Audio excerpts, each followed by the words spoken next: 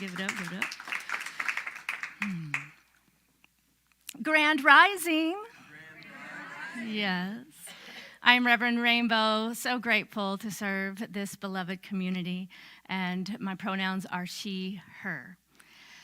Our theme this year is Grand Rising, and this month the theme is That's How We've Never Done It. And we're getting to explore new ways of being, new ways of doing life, and how to embrace change and the newness that each moment brings. Today, we are specifically looking at this idea of until now.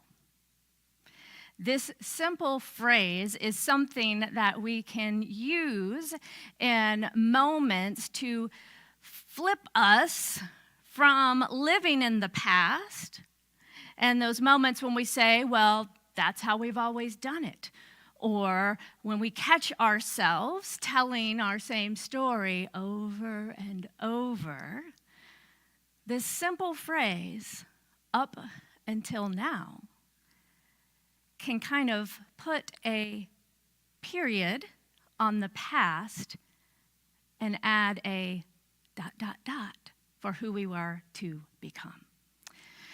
So as we step into our grand rising, we must be willing to embrace a new way of experiencing and expressing this thing called life in, as, and through us.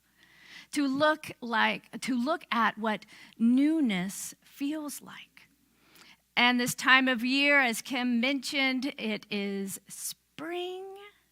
The buds, just barely spring, but if you look at nature, the trees will tell us the buds are there. If you breathe, your sinuses will tell you, perhaps, that spring is here. And so we are getting to look at how to embrace this moment. The Buddha taught that attachment, along with resistance, right? Resistance, holding on to the past or being attached to how things were or are or should be, that this in itself is the root of all suffering.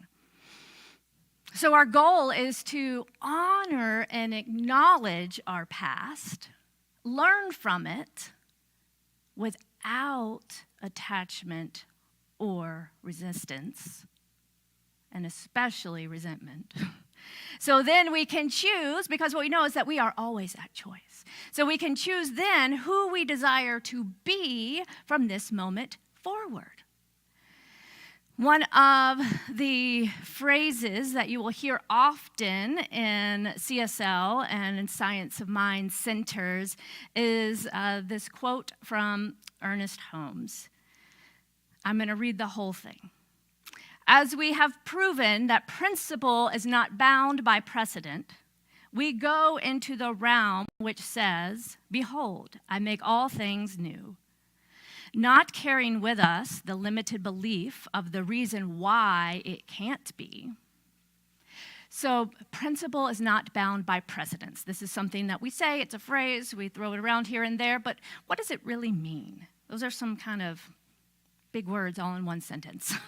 So let's break it down a little bit.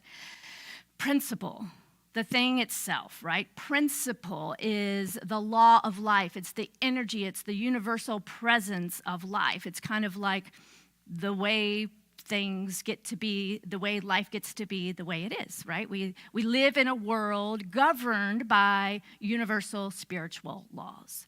So that is the principle of life. So principle is not bound by precedent. So life is always expressing itself. The very essence of the nature of the universe is growing and expanding. And so therefore, principle, life, God itself cannot be bound, limited, held by anything that preceded it. So what does this mean to us? The expression of life moving through us is alive. It's an aliveness that we get to co-create with, right? Another thing we say here often, we're just wrapping up a class with the very title, which is Change Your Thinking, Change Your Life. So this idea is that we are at choice. We can consciously choose to co-create with this energy of life that is expressing through us, and we get to begin anew in each moment.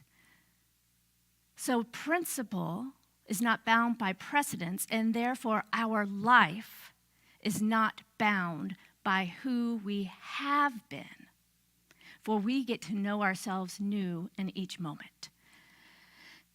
And it's important to start where we are, right?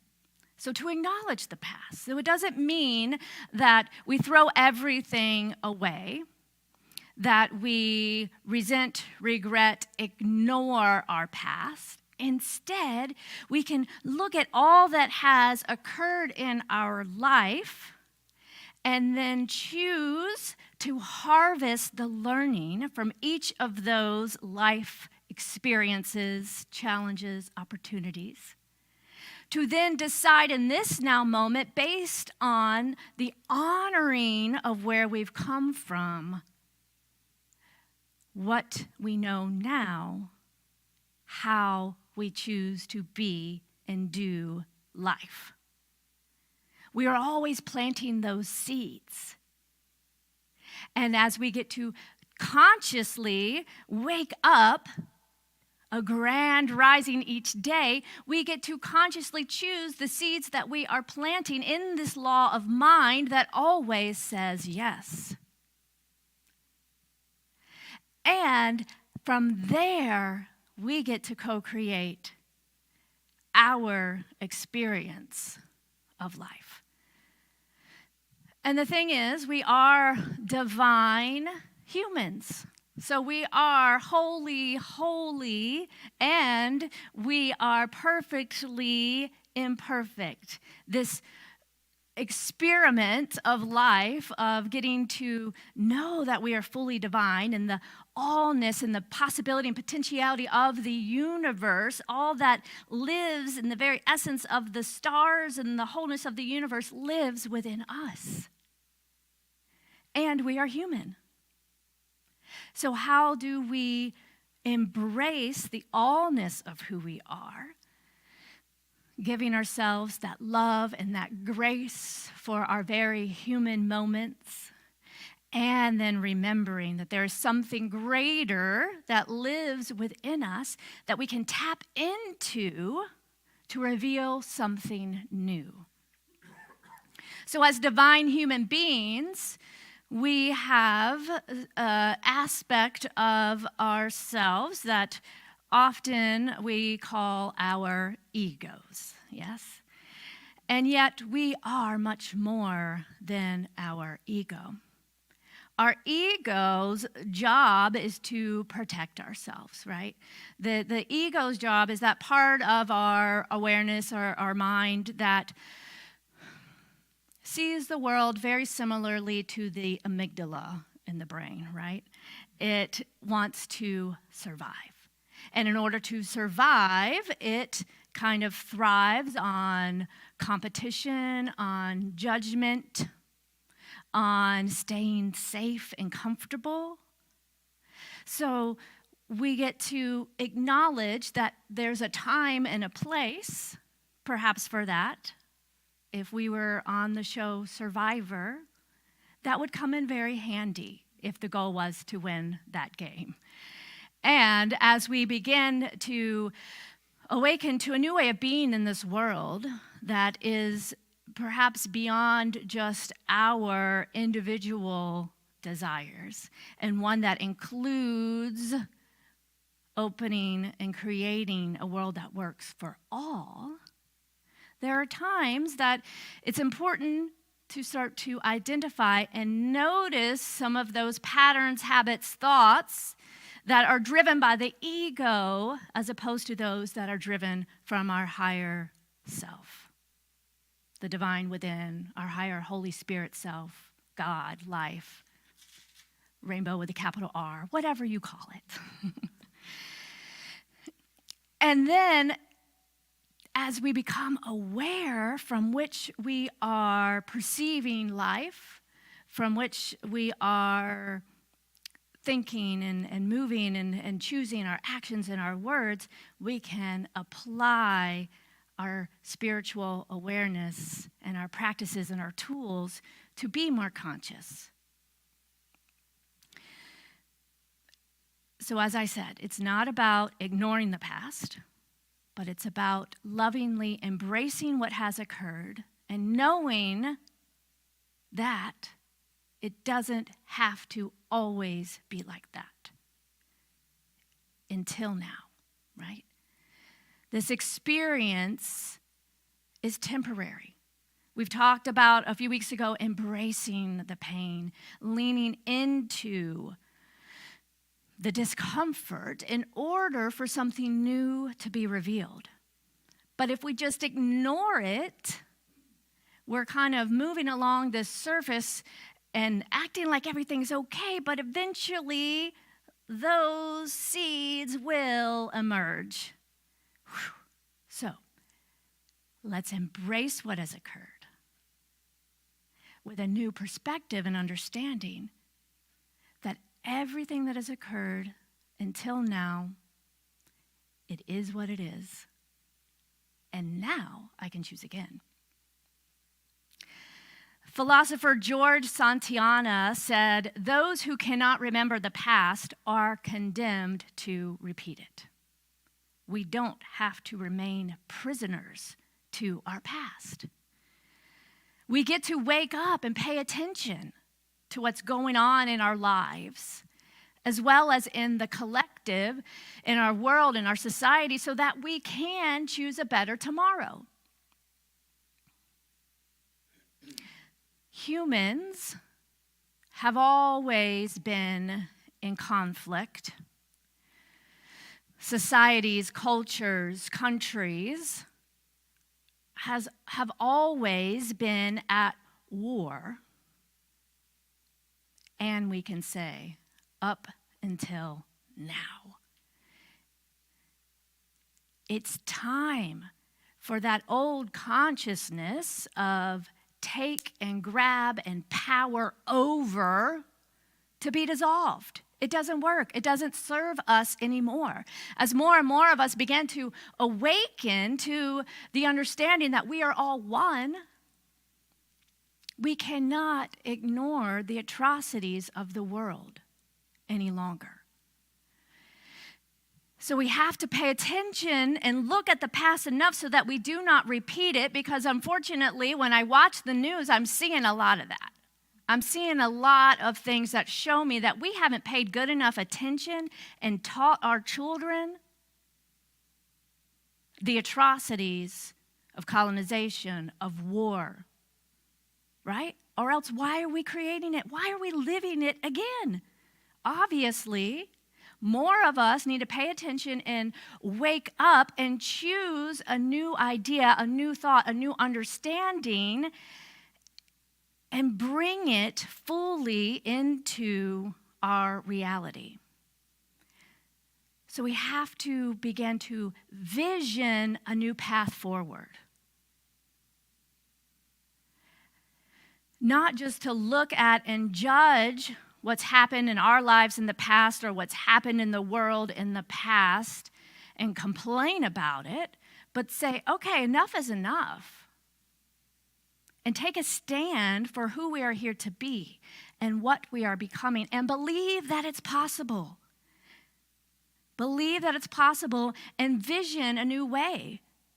Look, imagine, right? Implore the creativity of curiosity and the power of our imagination and our collective imagination to imagine a world that works for all, beyond the colonizer mindset that is still so pervasive in our collective consciousness.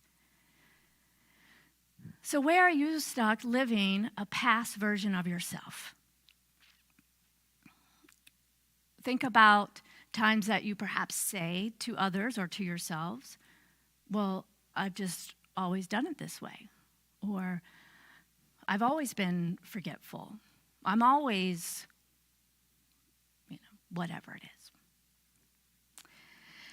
This retelling of our story, of our patterns or our habits, and especially those ways that we feel that we have begun to really identify with, although it can be helpful sometimes to identify and become aware, we don't want it to become so stuck that it's not malleable, right? So we want to identify with certain things enough to give us a greater understanding, perhaps, but not long enough to stay stuck. So how can we begin to get curious about creating a new now? And the invitation is to move into perhaps the discomfort of newness and change. The author Ellen Glasgow once said, "The only difference between a rut and a grave are the dimensions." So, are you building a rut? Or have you dug so deep that you find yourself 6 feet under with no perspective of anything above? So it takes courage and willingness to stay conscious and to disentangle ourselves from these old patterns and open to this new, larger perspective. The fact that up until now, we haven't changed doesn't mean that right now we can't decide to no longer be stuck, because this is a new moment. This is fertile ground that we get to plant new seeds and feel the creative energy, right? This is the time of year where that creative energy of the planet and nature is waking up to the newness of itself. Science of Mind teaches us to identify the things, the issues, the concerns, the struggles in our life, those patterns that we'd like to change, and not to deny that in reality, but just to deny that those things have any power over us from this moment forward. Right? That what we're experiencing is an effect, but not the cause. So then we can turn our attention towards what we desire. To use our imagination and our thoughts to claim that higher vision for ourselves, for our family, our relationships, for our planet, for our world, for our country, for our leaders. The vision of something new is possible. And let our voice be heard. The more we begin to be complacent or feel like we have no power in this world where the systems can seem so perhaps far away or untouchable, right? Like so solid, we have to remember that we made it all up. We as humans made it all up. So we today can choose a new way and allow that to lead. Take this practice into our own spiritual practice, spiritual mind treatment, affirmative prayer, right?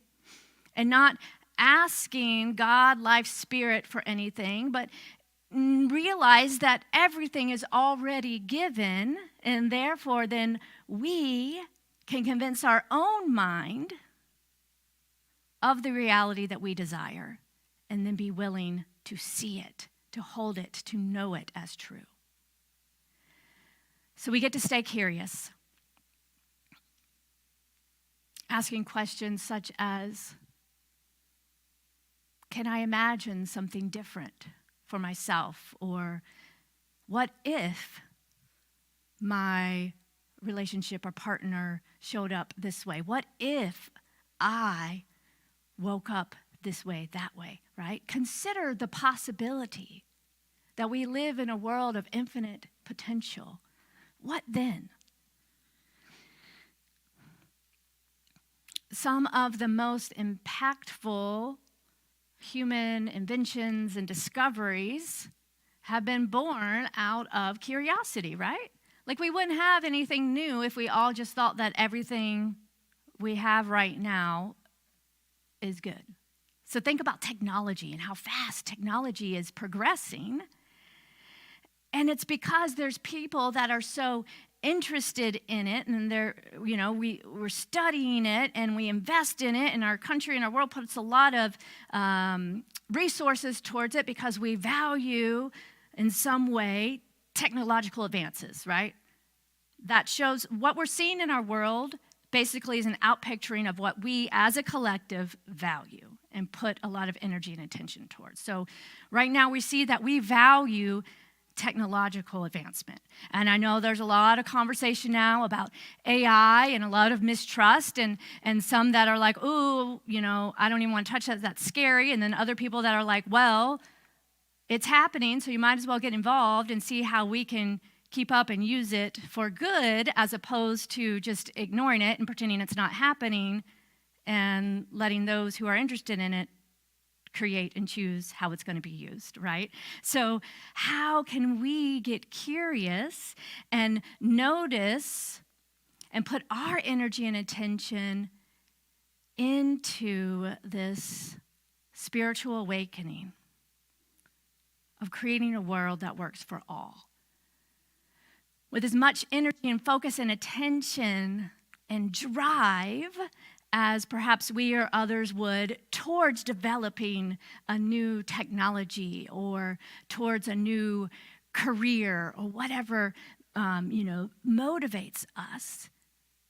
I know that I'm speaking to those who are hearing this message that are called to create a new way of being on this planet, right? So curiosity leads the way, this outside of the box thinking. And what we can look at, what we can learn from those who have succeeded in these technological advances is not only the creativity and the out-of-box thinking, the willing to try things, but also the willing to make a mistake and see every failure or setback not as a dead end, but as something to be grateful for because it provides information that then we can gain insight and choose again and choose again. But what I see in our lives is our egos can be so fragile that we're afraid to fail or to be seen as not good enough or not worthy enough, so we don't even want to say or do the thing. Which then brings it back to that core issue of self-love and self-worth, right? That's what I'm finding myself more and more these days, like really honing in on what is mine to do and how to best support this community is empowering, as I do this work for myself too, right? Is empowering us to stand in our worth and our value such that we can show up in the world allowing our fullness to be expressed. And just by simply being who we are sometimes and walking in the world so solid in who we are, that in itself makes a difference. It perhaps triggers those who are uncomfortable with a certain way of being or expressing. If you think about and look at the laws that are being, again, written in the Kentucky legislature right now, these bills around legislating gender expression. So we can look at, so it's like there was a time where we could say, wow, like, how are we here when before just it was ignored? Well, yes, it was ignored, but it was ignored. So now more people are shining and sharing their light and expressing more fully in social media and all these things. We can see more of how the world expresses uniquely. So therefore, it gets more attention, and then comes more negativity for those who are resisting and hanging on to the past, who want to stay comfortable and think that their way and their mindset is the only way and the right way. So that dissonance occurs, and we're in that right now, the dissonance. But the dissonance must occur in a way to then transform into a new consciousness and a new way of being. So I'm not saying don't do anything about it, like, oh, Rainbow said, like, this is, it's all good. No, we still have to now rise up to, in that dissonance, even more, and make a stand for the greatest expression of spirit uniquely through all of us, and make those calls, take those actions, be supportive in the ways that we are called to be supportive, but don't let that take us out. Let that be a call that we are on the precipice of change, and change is uncomfortable. If you look at your own life, perhaps you've had to lost a job or ended a relationship or moved. That change is uncomfortable. And it doesn't mean like, oh, never mind, I'm just going to pack it up and stay at this old house or in this old relationship that doesn't work anymore because it's too hard. We rise up and we garner that strength within to keep going and growing and expanding and evolving into our greater yet to be. That's just one aspect of what's occurring. I know that there's a lot of ways to break down this, and there is a lot of very strategic planning going on in certain sectors that is creating this awareness and anti-trans sentiment in the world. So I understand that there's many dynamics, but if you were to just look at it kind of from a different perspective, like an energetic perspective, I can see, right, where we are. And I have to remain hopeful that something's about to burst, just like that bud is about to burst through the blossoming of these beautiful trees around us to a greater expression of life and more uniqueness and color and beauty that we all then can appreciate when we're willing to open to appreciate something that perhaps we don't understand or haven't understand, but to see how it is all life in expression. And let that be a call on our hearts to be fully expressed in a way that we are called to be. So back to this idea of curiosity, there's an interesting little tidbit here that historian Andrew Martin recounts of Thomas Edison. And when Edison would interview people to work with, he had a very unique way of doing this. And not only would he ask like random trivia questions, but he would gather folks around the table for dinner and was always keenly curious and observing. And he would notice those that when they received their meal, if they salted and peppered right away and started to eat, he dismissed them. Why? Because he wanted to see who were these premature seasoners that didn't even take the time to taste the food first, but instead made an assumption. I always put salt on it, right? I'm going to need more salt. Made a pre-assumption. So in his opinion, those who were content to abide by preconceived notions had no place in his business. Because the absence of curiosity and willingness to ask questions were antithetical to innovation. So it may seem silly, do you salt your soup or not? But you might want to think about that next time if you're on a job interview over dinner. Right. So we have experienced a lot of shifts and changes in our world. And I think sometimes we can be quick to forget that in a way. So again, there's an honoring and acknowledging of the past so that we can more consciously choose the future. So over the past few years, we've moved through this global pandemic that has caused, great shifts.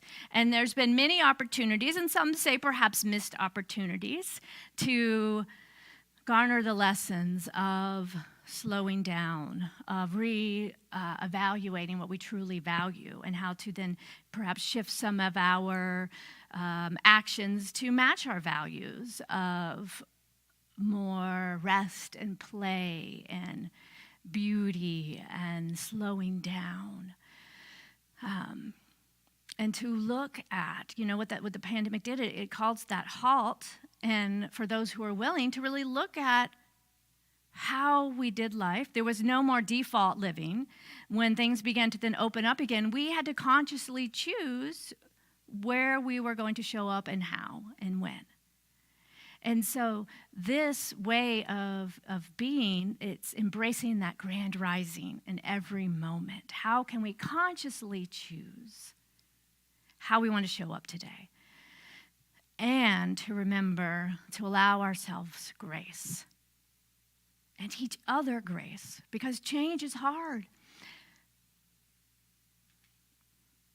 And it's hard even for those who disagree with us.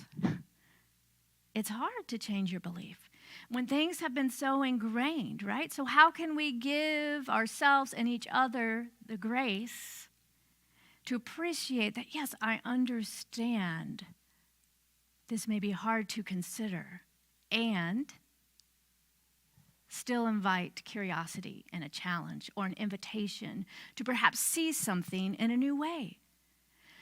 Not with guilt or shame or judgment, but with love and compassion and grace and the energy of new life wanting to be expressed. So remember, it's okay to grieve the loss and the change that we've experienced. Grieving is a natural human response to any change. So we get to be kind to ourselves through this process. As we choose to wake up and to look at those things that we are willing to let go of, those things that we perhaps have been a little too attached to in order to step into a new possibility of today. And while it may be tempting to stay comfortable with the familiar, and not just those that we say bad, like it's easy to look at our bad habits and I'm going to change this. But also, where are those things in life that we maybe call good that are keeping us comfortable because they're familiar, yet there could still be an opportunity for greater growth?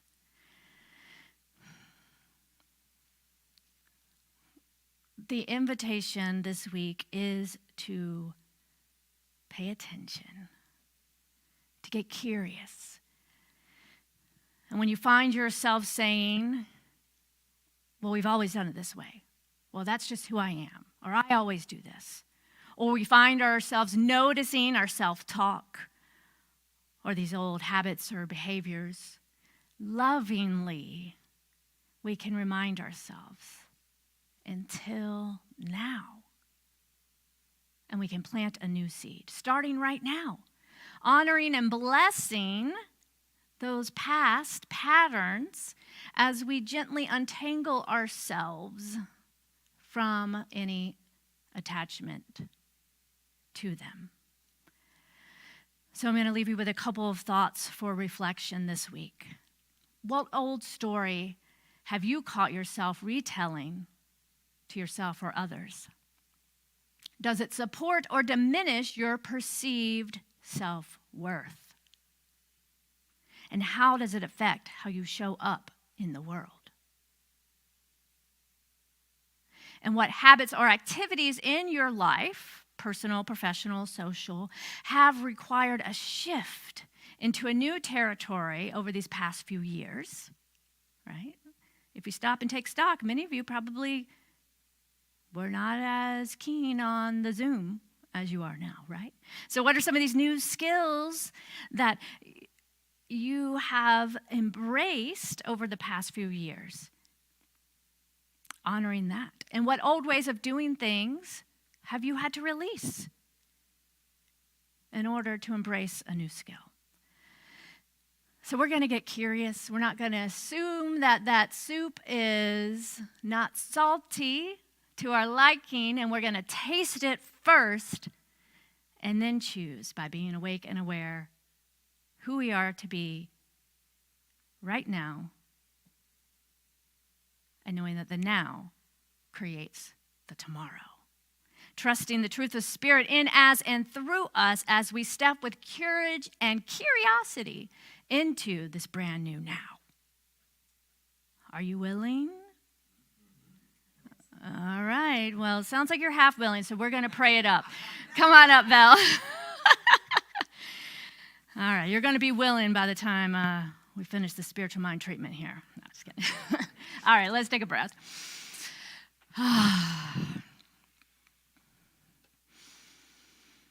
Another deep conscious breath. Slowly exhaling. Dropping into this now moment,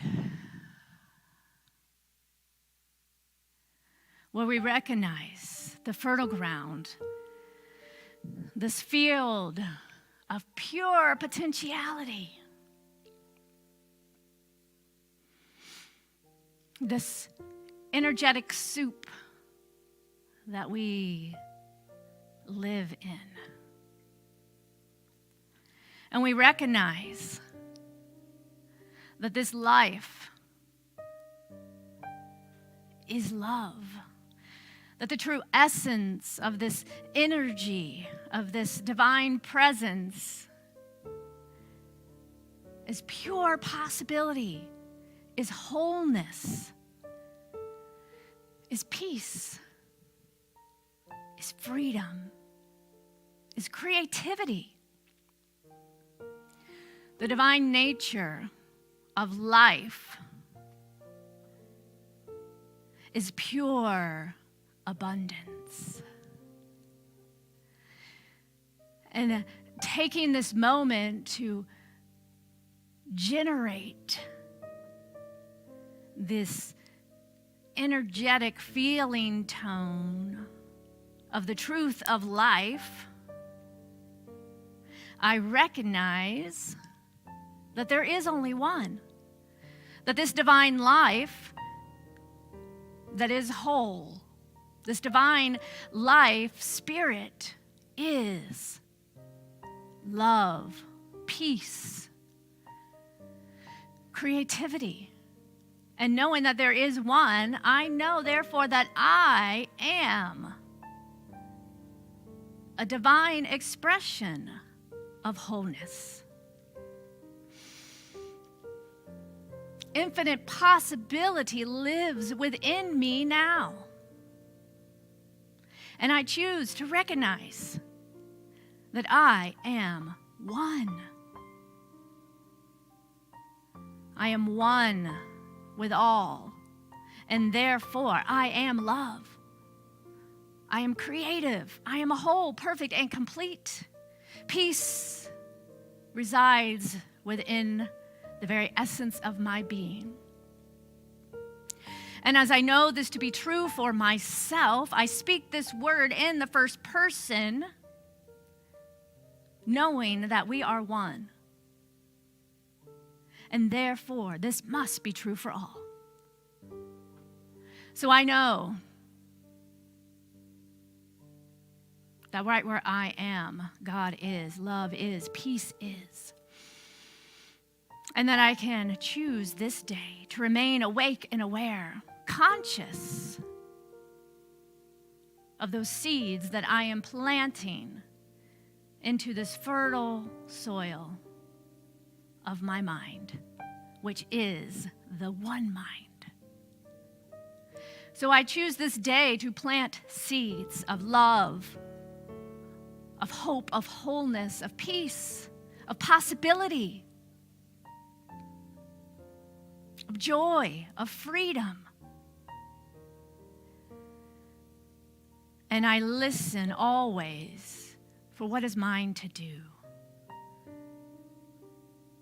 Who am I to be? What am I becoming in order to allow the full expression of the divine to know itself in, as, and through me like it never has known itself before? Planting the seeds of possibility for the honoring and acknowledging of all life as sacred. Holding the vision for what is possible for my life and for our world. For the healing, the transformation that is occurring right here, right now. I stand firm in the awareness of who I am and how I show up in each moment. A divine expression of the one. And I let my voice be heard. I let the love light shine through my heart and allow love to lead the way. So every space I enter is transformed. For I choose to be the highest vibration in every space I embody. And knowing that this creates, this is the cause. And therefore, I see the effect in this world, in my life, in my relationships, in my creative expression, as an outpicturing of this love, of this freedom, of this wholeness, of this beauty. And I am so grateful, so grateful to recognize what is already there. So grateful to recognize the fulfillment of this word as law in action. So grateful to recognize the vision revealed. As I now release this word into the action of the law that always says, yes, yes, yes, my beloved, yes, it is done. And with great assurance, I accept it is done. And together we say, and so it is.